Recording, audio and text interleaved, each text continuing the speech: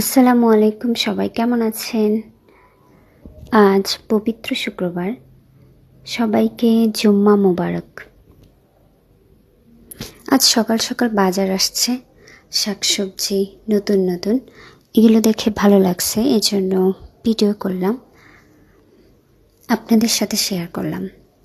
আজ শুক্রবার, সবার বাসায় নানান রকম ভারী রান্না করা হবে, মাটন, মাংস। যাই হোক, আমাদের বাসায় আজ ছোট মাছ, শাকসবজি এগুলাই রান্না করা হবে।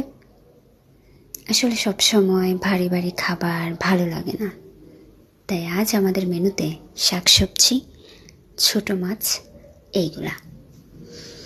কেমন লাগছে জানাবেন, ভালো লাগলে লাইক কমেন্ট করবেন।